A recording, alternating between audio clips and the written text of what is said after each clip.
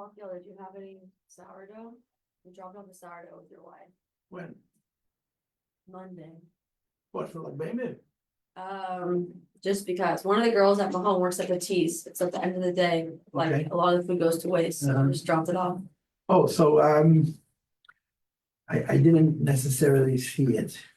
Okay, well, we gave it to your wife. Thank you. My wife, you gave it to my wife. Wife got it. Wife got it. Eventually, I'll Yeah. know about it. It will tell me. We talk to each other. We still communicate. Occasionally. Maybe she kept the sourdough for herself. For sure. For sure. You know, you reach a certain point in your life that you can't eat anymore. You can't push it. There's two things. Number one, it goes straight to your gut. You don't move an ounce. Number two, you push it, you eat, you sleep, you can't eat. I used to love to eat. I still love to eat, but food for me is poison. Mom is poison. Even sourdough, even healthy food in quotes. They get up in the healthy food. Okay, who needs? Come and get it. You want one? Yes.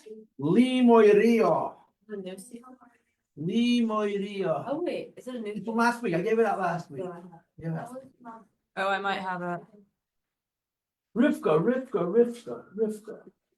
And the other girl's Basia. Yes. You know Shalamis? You know what Shalamis means? I probably told you last time we were in my class. Yeah. Shalamis means to make whole. If a woman, the union of a woman is Shalamis, Malchus. Why does it say Joseph? Pardon me? Oh, that's right. That's my hat. Okay, I put my stuff there because it's all wet. Don't worry. Who's sitting here? I just want to these These are all. by a charger. I just Oh, wanted to be by a charger. I I my can say. stuff got wet, so I put it over there instead of on the chair. Don't worry, I'll be here. I won't touch it. Okay. It's fine. It's not stuck. Shall we? So I participated in the art contest that they have. Oh yeah. What? Who So so what happens is they have hundreds of dust. I got the 70 best. I like this one so much, I made it my screensaver. A guy made a magazine cover. The Messiah has arrived. And you can't see the whole thing. It's a beautiful picture, but because of the shape of the picture, so you have three people reading the newspaper. When Mashiach comes, it'll be in all the newspapers. So it's not the most, what's the word, most artful piece of art, but it's most. When they make a contest, you're supposed to produce pictures on Mashiach, and you make the nicest picture that ever, you're gonna get a low score. Because it's supposed to be Mashiach. It's supposed to be Mashiach. So a lot of people just take whatever art they have and they join the contest and say, why not? What do I got to lose? But some people actually make Mashiach pictures. And some of them are good, some of them are wonderful. A lot of them are hard to read. I have no geschmack in the abstract. It just doesn't work for me. You know, these abstract pictures, we have to guess what it means. And this one was straight to the point. Another one was a simple picture of a boy standing in front of a mirror, and the boy is dressed in regular clothes, and he looks in the mirror and he sees himself with a crown, with svarim. He's a king. The idea that you see yourself as more than you are, I thought that was very interesting. What was it called? I have no clue. No, the thing. Like Contest? Chassidus Illuminated. I have no idea. Mm. I want to get out of it. I want to get out of it. Okay, let's go. Dabei. Of what? The Sikha? Okay. Okay. Nobody have no more copy. Our topic is Nasiv and Ishma.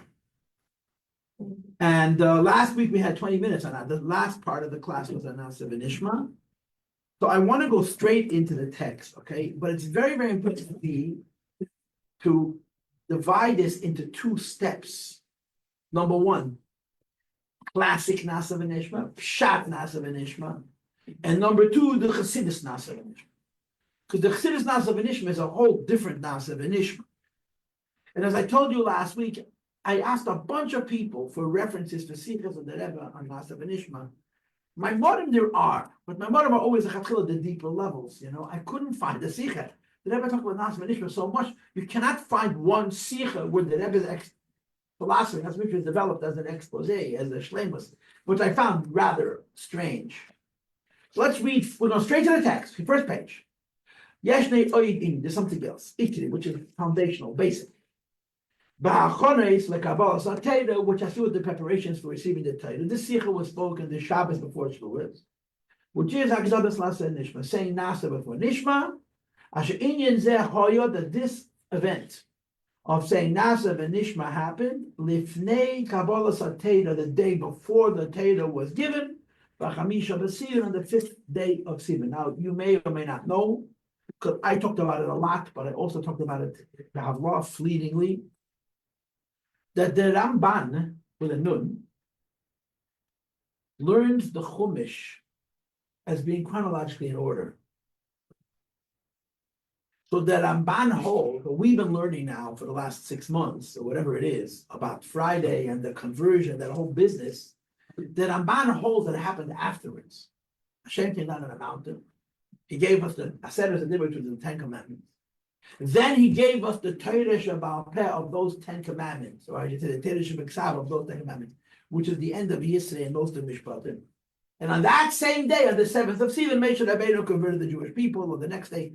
So the Ramban holds that Nasa v'Nishma was after Matan Torah. And the Ramban holds that the Bris, the covenant, was after Matan Torah. And the Ramban holds that the Gerus was after Matan Torah. So according to the Ramban, all of these events were complete conversion because the Jews had already received the Torah. But the Rashi doesn't go that way. And we're learning Rashi. It's enough. If we learn the Torah, go to Rashi, it's plenty. That the Rashi holds that the Torah is not written in order in this case also. And the end of Mishpatim happened on Thursday and Friday.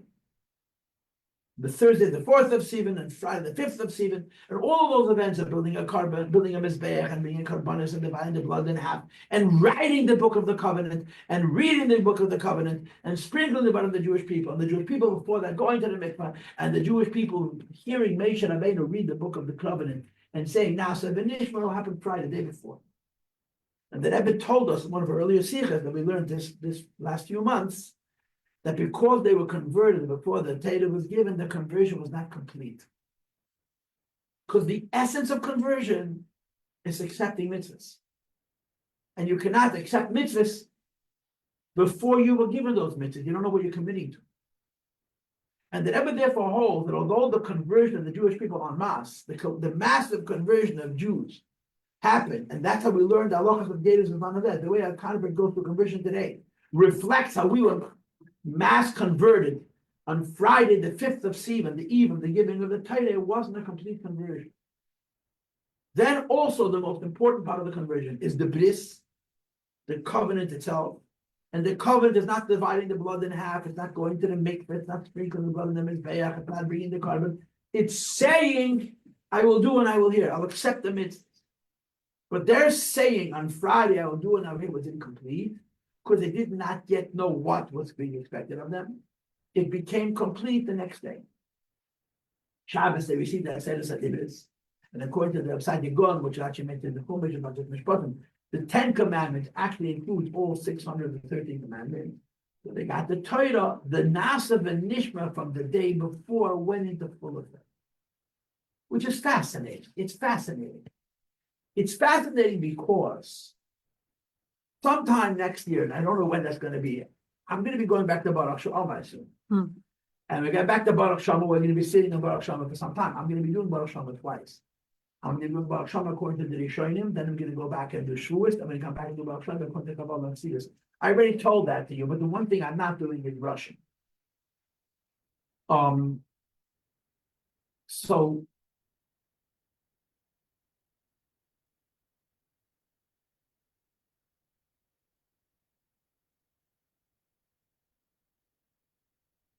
when we get to Shabbos, when we get to Matan Torah, I mean, what's the big idea in Chassidus? What's the big idea in the Rebbe's Torah? The big idea is the so-called breaking of the decree. Bitla Gezeidah. When Eivish created the world, there was a decree, there was a divide that separated physical things from spiritual things, the low world from the high world. It has many, many implications. The simplest implication is if you wanted to live a religious life, you couldn't live an ordinary life.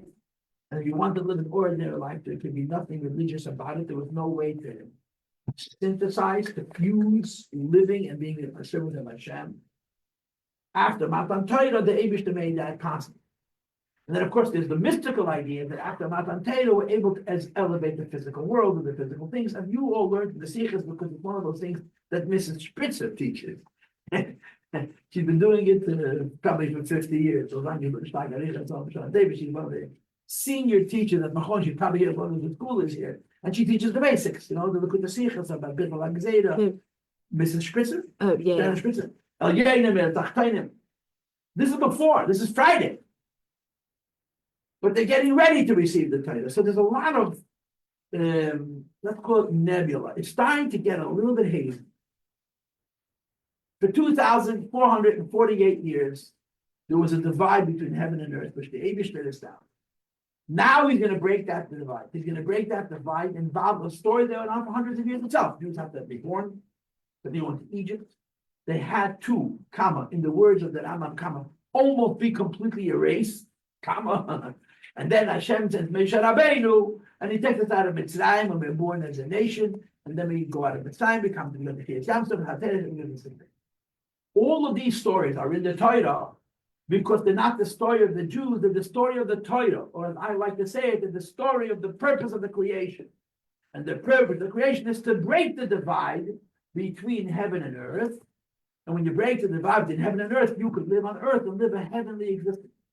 But to say it more correctly, you can fuse heaven and earth in your living, the emes or b'payil mamish. Actually, you can be holy and spiritual and live a physical life, and that's what the Eibishter wanted. That was his idea, what he wanted. That's what the Meraglim fought against, but the Meraglim were wrong. But that event is going to happen tomorrow. It hasn't happened yet. We're talking about Friday, the eve of Matan Torah. It's going to happen tomorrow on Shabbos, when the Torah is given. But we already learned in the handful of sichas, the 6 sichas or so that we did this winter, that they began to do cracks in the armor already. The carbon which was brought earth. Remember I told you that the Rebbe says, why didn't Moshe go up to the mountain Friday? It wasn't all because he was busy, because he wanted to emphasize that the whole idea of Torah is staying on earth. So on that Friday, which is the day we're speaking of, the day before the Torah was given, this idea of breaking the divide between heaven and earth, it's beginning to show itself. It's not going to show itself, it's not going to be complete, it's not going to be a whole until the next day when Hashem is going to himself calm down on the mountain. And his act of calming down on the mountain is the Bittul HaGzeda, the Medrash of Vaniya Maschal. I'm going to cross the divide first. The king comes from the high land to the low land, and then he says to Moshe Rabbeinu, come up, Alei Alavai, come up the mountain. So, but on Friday was the beginning. So on this day, Friday, the eve of the beginning of the Torah, there's a little bit of a mix. In some ways, you start to see that what's happening ritualistically, spiritually, religiously, is like post-Matan Torah. And in other ways, it's still like pre-Matan. And Nasa V'Nishma falls very, very, very directly into the path of this haze, of this nebula, of this, I'm not sure what it is. Because what is Nasa V'Nishma? Nasa V'Nishma, I'll do. And I'll understand afterwards. That whole concept of doing and understanding afterwards is not only a religious concept, it's a Torah concept. It's a Bittul HaGzeda concept. They're saying the day before Matan Torah, we're in it for the long haul, and the priority is not that we should understand it, that we should agree with it, that we should enjoy it, but that we should submit to God. All of that is post-Matan Torah-esque. It's like what's going to happen after the Eibush give the Torah, but it's only like post-Matan. Nasa V'Nishma is also incomplete. It's very, Nasa V'Nishma represents the kind of Yiddishkeit that we're going to live. But it was said at a time that we were not really able to live it, because we can't live it until he giveth it. Mm-hmm. And the giveth it is the next day.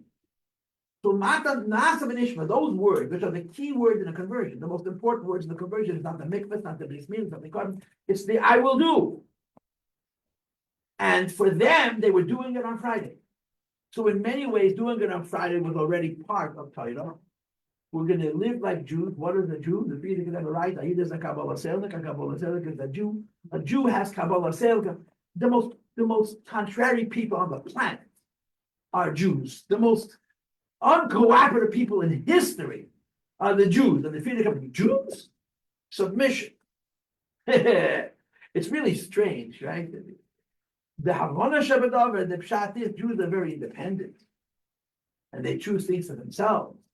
But when they buy in, they buy in. You know, when they don't agree, they don't agree. But when they agree, they agree. You know, the story that I saw, the Rebbe Rashab had an older brother who was extraordinarily great. In a different universe, he would have been a Rebbe. He was much more like his father than his younger brother. He was much more like the Rebbe Maharash. He was cosmopolitan. He spoke 15 languages. He could read 10 newspapers at once. He had an impossible mind. Brilliant man. He was a big tzaddik. The Rebbe Maharash was older son. But the Rebbe Rashab was the Rebbe. He wasn't. And the Rebbe Rashab would say about his older brother, my older brother's humility, even I don't understand. The Rebbe Rashab said, his humility, even I can't fathom. But Lubavitchers, Chabadniks are never Litvak. Being a Litvak is a problem. Why? Because Litvak always questions. Prove it. I don't understand. How do you explain it? Yeah, Litvak. If you're a Galician Chassid, a Ungarish Chassid, a Polish Chassid, the heart is more important. So if the heart is turned on, so when a Litvak be a Litvish Chassid, that's a almost a mutual exclusion. How could you be a brain person and a Chassid is a neshama person? But Chassidus Chabad, the Alter Rebbe, could have Litvish Chassidus. It's a whole story. So there's a story with the Rebbe Rashab and his older brother, which is wonderful. And it brings out this point that they were together at an event. The Rebbe Rashab's brother moved away from Lubavitch. And I really do believe, that he moved away from Lubavitch because he wanted to make it absolutely clear that I'm not the Rebbe he is. He was the older brother. And two teams were beginning to form. You know, people were taking sides. Who should be the next Rebbe? And the Rebbe just moved, left. He came back, he moved away again. There's stories that are not important to me, but there are a few famous events, very famous events, when the whole family got together after the Rebbe Maharash passed away. One of them is when their younger sister got married. They had a sister's name was Murcia. She was actually killed in the Holocaust. Her son was married to the previous Rebbe's third daughter. The previous Rebbe had a third daughter named Shengo who was killed by the Nazis. She was married to the previous Rebbe's first cousin. His mother and the Rebbe Rashab were a brother and sister. She got married in the summer of 1892 at Nation Base. And that week is described as being a very, very wonderful. The whole family came together. Then the great to see them came. And it was a very uplifting weekend. Another time when everybody got together was by the previous Rebbe's Bar Mitzvah. It was a year later that everybody came. Another time the whole family got together. There was a very warm, rich Hasidic celebration is when the people that got married, which was all told 4 years after the Bar Mitzvah. Got married very young. But there's another event that I'm not sure the reason. It was a year earlier, confirmation involved, forgot what it was. The whole everybody came. There was a reason. There was a familial event. There's a Hasidic event, there was a familial event. And that Azar was there. But the Paltiel, some very great Hasidic personalities came. And I forgot the details, but I'm almost certain that it was an Asian involved. A lot of wonderful things happened during that family / great Hasidim gathering in Lubavitch. And one of them was, they were sitting at the table, and the Rebbe Rashab turns to his older brother, Nerazov, and he says, maybe he said, our father is sitting in Gan Eden and saying Chassidus. Would you like to hear? Would you like to hear? And the Rebbe said, yeah. The room full of people. And the two men stood up. I have no doubt that when they stood up, the whole room stood up. And they walked away from the table, a distance, I don't know how far, but in the same room. They were physically holding hands. And they stood for 20 minutes, the whole time the tears were pouring out. The whole time they were crying. They turned around, they came back, and they sat down in this assemblage. And the Rebbe Rashab's brother, the older brother, the Razor, who was not a Rebbe, he was a Goan and a cousin, it wasn't a Rebbe, and his brother just took him to Gan Eden to hear Chassidus from their father, who had passed away 13 years before. It's pretty freaky. It could drive a man crazy. He was big enough to tolerate that kind of an experience. And he says in Yiddish, quote, "A Litva gläubt nicht, was erzählt eben mit dem Finger. Aber as erzählt und es stimmt, a Litvak doesn't trust until he counts over with his fingers. You give him money, he counts it twice. You count something with the Abish that he doesn't believe you, to prove it. But what if he counts and it adds up? Meaning, I just saw my father, I just went to see this. It doesn't make any sense, but it happened, and I, the Litvak, the non-believer, conceded, I thought and heard with my own eyes and ears. That's the word, So Yidden by nature are not trusted. But when they are convinced that this is emes, they have more capacity for emunah and for bittul than anybody in the world. So the previous Rebbe said, we have the ability to submit to Hashem without needing to understand more than anybody else in the world. It may not appear that way. It may appear to the contrary, but it's actually the truth.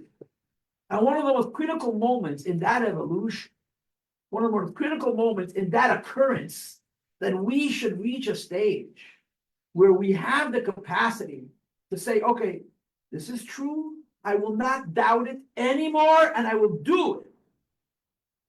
Is this event of Nasa V'Nishma. The Rambam speaks about prophecy. And he says two opposite things. Numero uno, never believe a prophet. Why should you believe him? I can also say hocus pocus. He has to prove himself. Number two, once a prophet is established as a prophet without a doubt, it's a law to question. It's offered to doubt it. Now you cannot get punished for doubting a Navi because it's called lav she'emei ma'aseh. If you don't listen to the Navi, you're not doing anything. But if the Navi tells you to do something and you don't listen, you're pushing chayav misa, the worst punishment of all. So the two sides are A, don't trust him, B, once he's established, you have to trust him blindly, and that's called Kabbalah Seir. That's called Nasa V'Nishma. The Jews are doing this on Friday, before the Torah.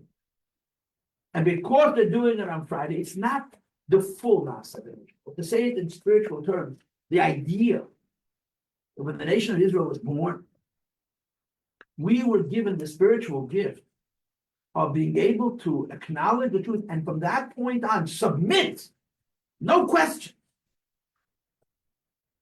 Path to a mountain data.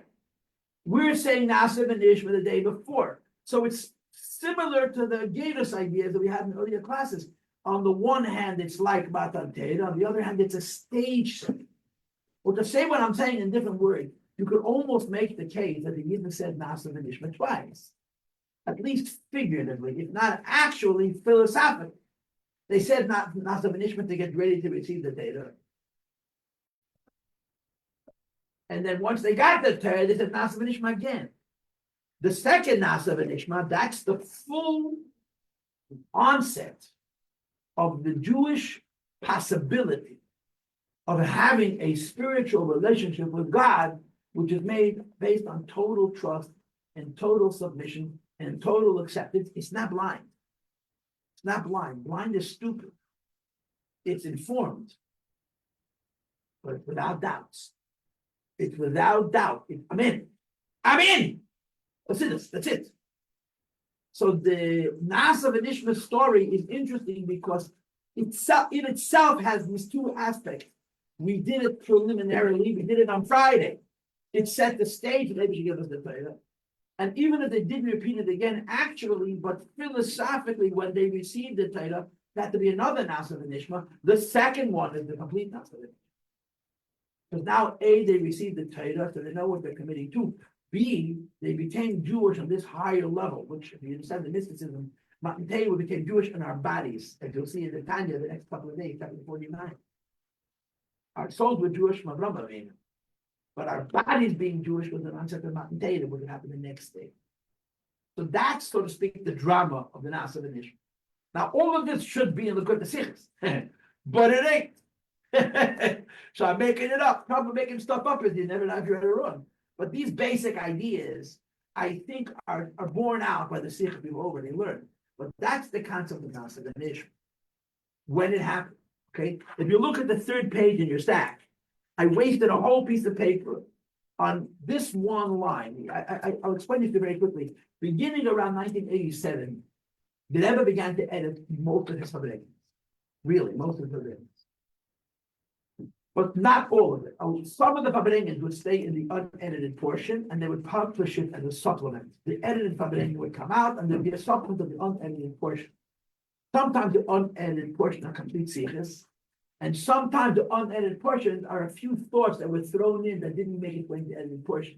This page, 228, is unedited excerpts of the sicha that was edited for the Shabbos before Shavuos in the year 1989. So I want you to read one line. Shagdomas nasa lenishma. Our saying nasa before nishma. Paisa happened beginning in a separate day. Loi b'shisha b'sivan, not on the 6th of Sivan, when gave us it, which would make nasa v'nishma part of the Matan Torah event, meaning it's God is not just giving us the Torah, He's empowering us to be able to have Kabbalah sale. On the 5th of Sivan, which was Avodah Meyuchedet B'fnei Atzmai, which was a separate service that we did on our own. And in the next paragraph, they point out, and between the 5th of Sivan and the 6th of Sivan, we went to sleep. So it wasn't even continued uninterrupted. Sleep is an interruption of life, and you have to renew it and so forth.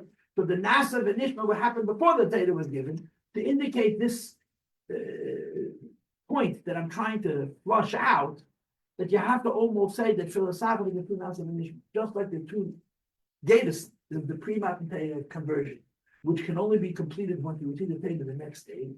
There's also two Nasa v'nishma. The Nasa v'nishma which sets the stage for the Seder Satera, and there's Nasa v'nishma once we receive the Torah. And one more aspect, that I'm not going to be discussing now, I'm going to leave it for the next group of classes, is Kafalem Hagidiyas. So when Abish gave us the Torah, he dangled the mountain over our head. He threatened to kill us. But that was on Shabbos. That wasn't on Friday. And the Jewish people said Nasa v'nishma. And of course, it's kind of strange. In the Chumash it said that Nasa v'nishma was said on Friday, and the Gemara speaks about the fact that when Hashem actually gave us the Torah, He dangled the mountain over his head and said, "Take the Torah, or I'm going to lower the mountain on top of all of you." So we said, "Okay, we'll take the Torah and live." That's sort of a later idea, Nasa v'nishma, but even that has its own problem. Ukafishi is by the common and makes Hashem. We'll get to them again. Questions or comments?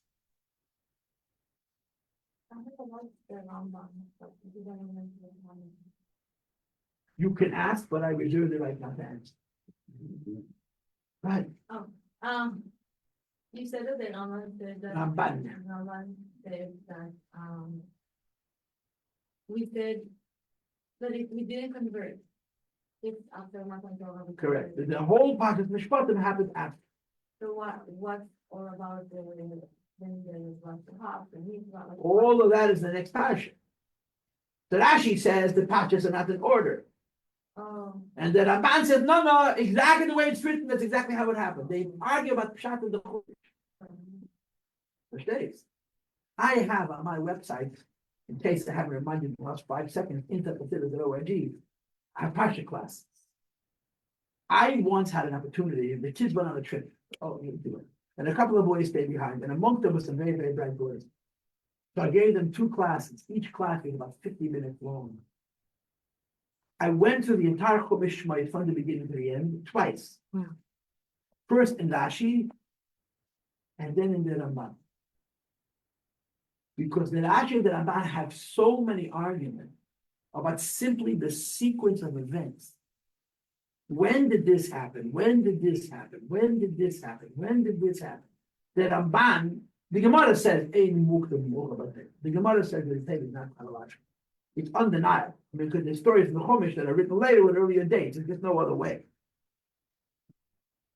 The machlokes, the argument between the Rambam and Rashi is, Ramban and Rashi is, if the Rashi is very easy to say this is not an order. Rashi says this is not an order very frequent, a lot, especially in Sefer Shmos. The Ramban only says it when you have no choice.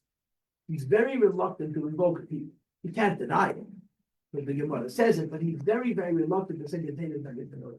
And a lot of the classic argument between the Rambam and Ramban, and it actually are based on that distinction. So in Sefer, if you go to my website, there's 2 whole classes. I must have given them. Must have been 20 years ago. They're old classes. If not 20, close to 20 years ago. I remember the boys sitting in my class with their eyes wide open. Had some pretty sharp students. I had an opportunity. It's the kind of thing, if you don't have the right audience, you can't teach. And I went through the whole shmais, twice, one after the next. How Rashi organizes the chronology, how the Ramban is very, very interesting, very different. Mamish. Check it out. You're welcome. Let's go to the text. You have to read. There is something else which is critical. That includes the preparation for receiving of the Torah, which is Agnolis Nasa Nishma, saying Nasa before Nishma. Asher Inyan said this idea. Saying Nasa before Nishma happened on Friday, before the Torah was given. The Chamisha, the 5th of Sivan, and if it ever points out that statement that we just read, Dafka day before. And the doctor of the day before is saying that this Nasa V'Nishma is not a Nasa V'Nishma of Jews. It's Nasa V'Nishma of people. Not yet Jewish, not yet given the Neshama and the group that makes the Jew special. They were doing this on their own. It was setting the stage for the giving of the Torah, and what I'm calling a repeat of Nasa V'Nishma once they would receive the thing. And the Rebbe explains, and remember how we do this, we read only the underline. The first thing is that in our Jewishness, the very first aspect of being a Jew is attitude. And what's the attitude? We will do, and we will hear it translated in Ebba. What makes us Jewish is not how much we understand and how much we feel and how much we experience, but our ability to submit, our bittul, our submission, and our acceptance of the yoke of heaven. And only after we submit to the extent that a person can submit by himself, Nasa Matan Torah Hashem gives us the Torah, the Kabbalah Torah, and we receive the Torah. Okay, so let's talk about this. Let's talk about it. What is the meaning of the word Nasa V'Nishma? Nasa means whatever you tell me, I'll do. Nishma means, okay, now that I told you I'll do whatever you tell me, now tell me what to do. What's the simplest Nasa? Simplest Nasa. Whatever you tell me to do, I'll listen. What's Nishma? Tell me what to do. So the simplest type of Nasa of Nishma, but you say the word Nasa, you don't even know what you're committed to. Someone comes over, I want to ask you a favor. What's the favor? But before I tell you the favor, promise you're going to listen. Are you nuts? Why would I commit to you, promise to you, if you don't want to tell me what it is? There's a famous story in Chabad, which is really one of those very, very important and awesome moments, where the Alter Rebbe had a daughter named Zera Leah, who died, I think, at the age of 28. She gave her life to the Alter Rebbe to live, spiritually speaking. So she famously called Britzi, and she made them swear on a Sefer Torah that they can do whatever she says. So they said to her, first tell us what you want, then we'll tell you if we're going to listen. No. First you'll swear that you're going to listen to me, and then I'll tell you what I want. So the previous Rebbe described that they asked her 3 days to think about it. Someone says to you, do whatever I say. What is it? First promise me, then I'll tell you. Are you nuts? But that's the simplest type Nasa V'Nishma. The simplest type of Nasa V'Nishma is whatever you tell me, I'll do, and then you tell me what you want. First you make the commitment, and then you agree to what the commitment is. The end of that story was that they took 3 days to decide, and the previous Rebbe described, they started screaming at each other. One is saying, are you crazy? We can't listen to her. And the other one says, she's the Alter Rebbe's daughter. And she's a Kadesha, and it's a Kaddish. She wouldn't ask if something like this, unless it was very earnest and very real. And they argued about whether they should trust her. And they finally agreed. They came back after 3 days and said, all 3 of them agreed that they would do whatever she says. And she said, I'm making you a bezin to paskin that I should die, my father should live. Whoa! She knew in confidence, her father told her that there's a Gedela of Miley is not going to survive a year. So she got together this bezin, and she said, I want you to swear on the Sefer Torah. She took out a Sefer Torah, made me swear. The touch of Sefer Torah, make an oath, they'll do whatever she said, and then I want you to be a bezin to paskin, I should die, my father should live. And she said, you promised. And they passed him. And she died. Now could have lived 20 more years. Nice to show you. But that's really what happened in Hatzina. We said Nasa. We said that Abish will do whatever you say, now tell us what to do. Which is an extraordinary thing. It's mamish an extraordinary thing. To trust blindly the Abish. Now trusting the trusting the Abish in a way is a lot scarier because he can tell crazy stuff. But on the other hand, if he's the Abish, he's probably not going to tell us to do stupid stuff. You know, he's up to the Abish, the Abish, Hashem. But that's the first translation of Asa V'Nishma. We said, God, whatever you tell us to do, we'll do. Now tell us. Remember I told you the story last week? I think I told you the story last week. How the Rebbe Rashab said this Maimed. Remember that story? I told you the story. I didn't tell you the story. How they made the Rebbe Rashab the Gabi and the Chavakadish. So there was a Fabrengen which was not from the Lubavitch Chassidim, which was the Lubavitch inhabitants. They were very simple people. I didn't tell you the story. Did I tell you the story or not? I didn't tell you the story. I just recently told the story. I'm sure I told you the story. There was a tradition in Lubavitch that the Lubavitch and Rabbi were all honorary members of the Chabad Kaddish. The cloud.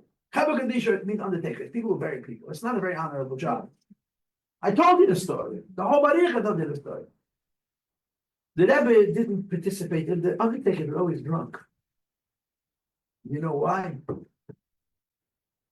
Because they had no refrigeration.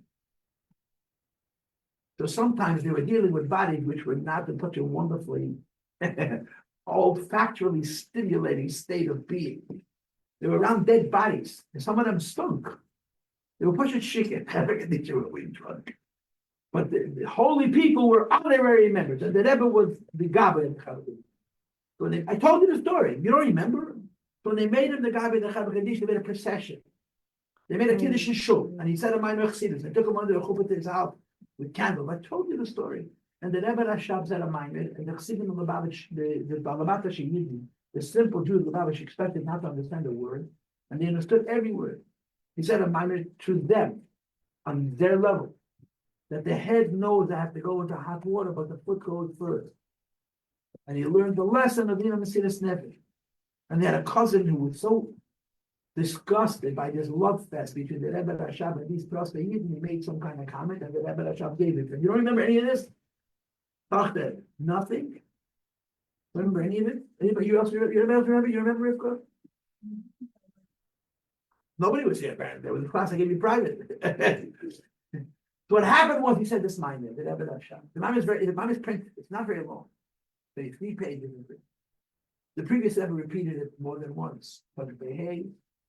A long Maimed, and it says on the Keseres, La Anash, the America. I'm thinking now, this is the 100th anniversary of that Maimed. 100 years ago this year, the previous episode of Bible Lubavitch in America, and the whole Maimed is about Mesilas Nefesh. Isn't that interesting? La Anash, that just hit me. 100 years ago, Pei Hey. Now it's Tav Shin Pei, now it's Tav Reish Pei Hey. That means 1925. The Theater was still in the Soviet Union. He wrote a Maimed and sent it to a nation in America about this thing, this theme of Mesilas Nefesh. It's a very long one. His father's is very short. He elongated it. But the essence of the Maimed is the foot is the first limb to go into the hot water, even though the foot doesn't understand. When he finished the Maimed, one of the people, Lubavitch, stood up and he declared, Gabbai, we're ready for Mesilas Nefesh. And then everybody said, you ready for Mesilas Nefesh? Here's what I want. Everybody has to get up before the sunrise, before the morning starts, and say at least a Yom Tillim every day. Not the Chitas. So you finish them each week. You have to join studies of Kibbutz Shulchan Aruch and Mishnayos and Inyan, which were the traditional studies of simple people. The previous Rebbe said the impact of that day lasted till the First World War. This is 1887. The First World War is 1914. More than 25 years. They did it. But that's a classic model of Nasa V'Nishma. He spoke about Mesilas Nefesh, but he didn't specify what he wanted. So they said, Gabbai, whatever you tell us, that's Nasa. And then he told them, that's Nishma. So the simplest reading of Nasa V'Nishma, the elementary reading of Nasa V'Nishma is, we trust you enough to accept whatever you're going to say before we know what it is you're going to tell us. And then the Abishai was 630 mitzvahs. Yeah, that's the first shot, yeah. What's a deeper shot a little bit? Also not chassidus, but pshutin shall make it.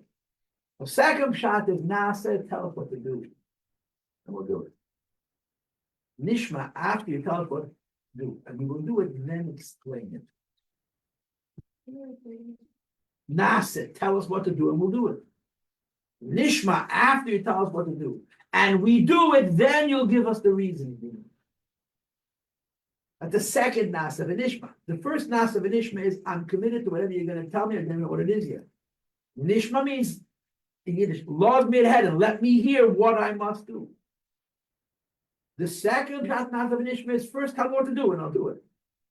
So the second version is not so blind. Nasa means, tell me what to do, and I'll listen. Nishma means, after I do it, they'll explain it. In the Lashon Hasidus, first you have to have a Maaseh, first you have to have Kabbalah. Only afterwards do you add the Kabbalah. The why is not the motivation for the what. The what is the motivation for the why. First you do what Hashem says. Why? Because Hashem's Hashem. You got to trust. He knows best. Moreover, we'll never understand what he understands anyway. But the Chazal say, time in mitzvahs, late galsu, even though there's so many reasons given so many mitzvahs, the real reason we never met. We don't know why. To know God's real reason, you got to be God. And last time I checked, we ain't God.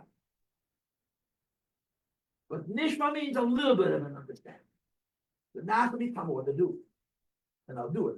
Nishma means after I do it, allow me to understand. So the second one is also a special idea.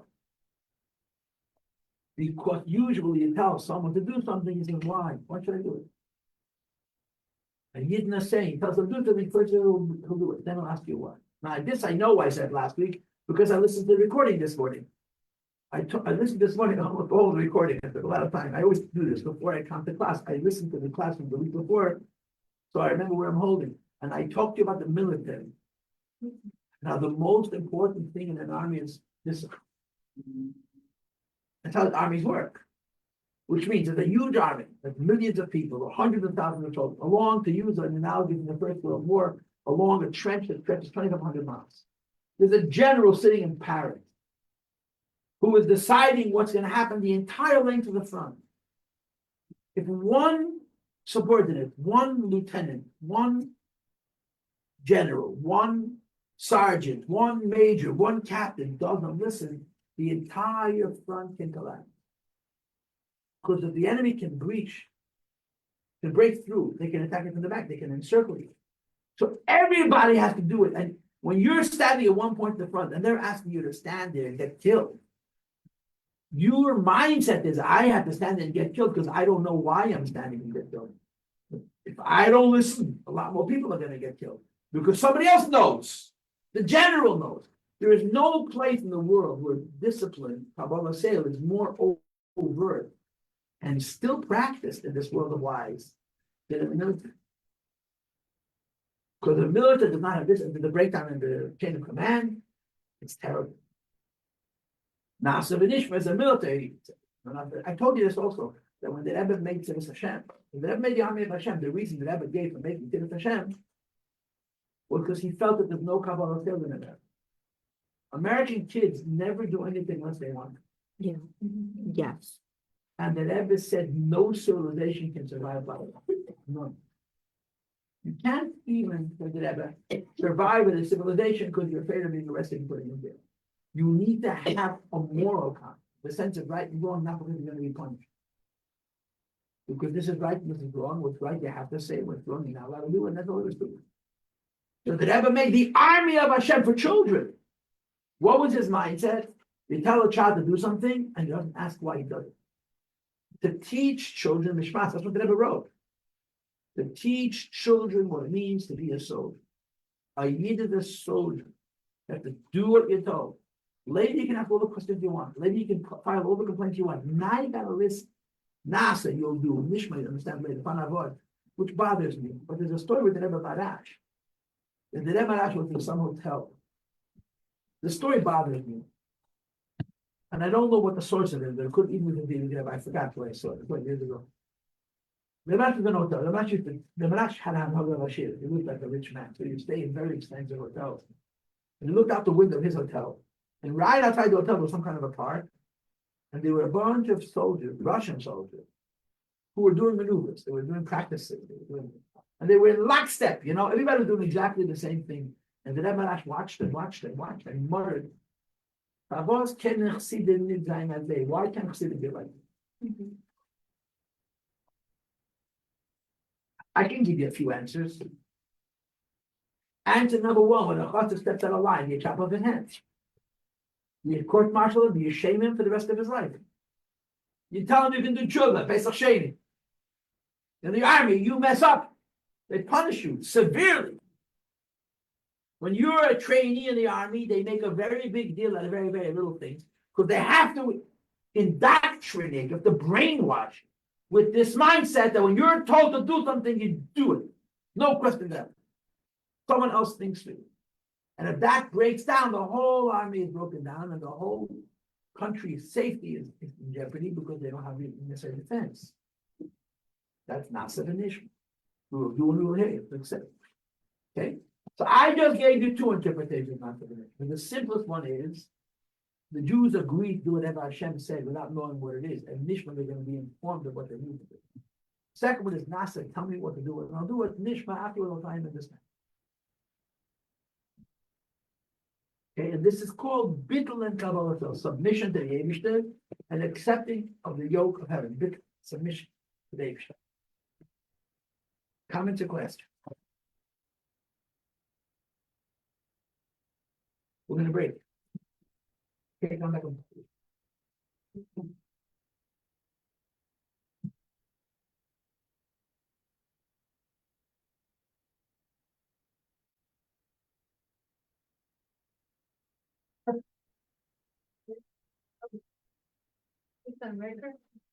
Oh? No. Okay. Where the parents are not there, and there is some students, like boys and